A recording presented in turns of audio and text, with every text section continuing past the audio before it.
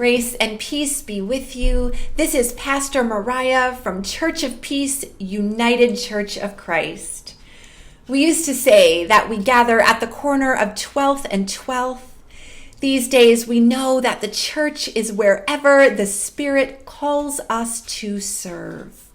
So from my home to yours, I thank you for worshiping with us today.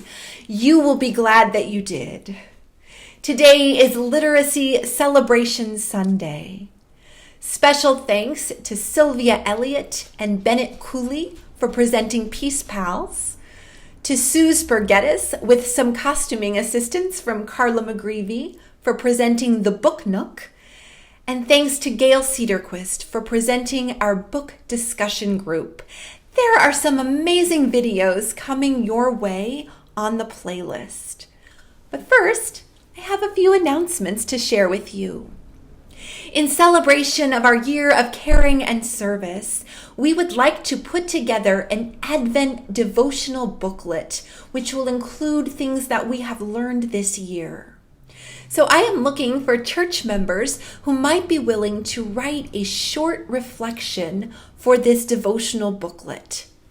If this might be you, or you might have questions about this opportunity, please get in touch with me by next Sunday. Also, a little later in September, I will be hosting a 5-week study on the book Radical Charity. Now, this is a book that ties in perfectly with our year of caring and service.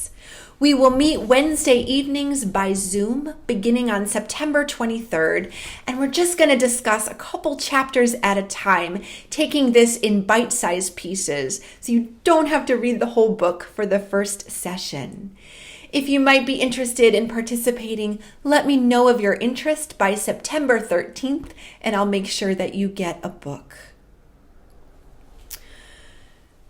Friends, as we gather prayers in our hearts at the beginning of a new week, I am asking for your prayers. Let us hold in our prayers Jacob Blake and all who were impacted by this shooting. For his children in the car and those who love him. For our Black sisters and brothers who keep getting re-traumatized by the shootings and by the constant coverage of these shootings. I ask your prayers for members of the law enforcement community who are hurting, who are working to become anti-racist.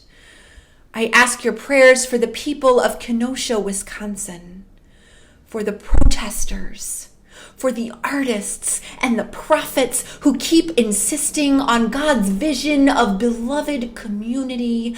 May we join our prayers with theirs. We have so much to do. At this time, let us begin worship by bringing our hearts before God and by hearing these verses that come to us from the prophet Isaiah.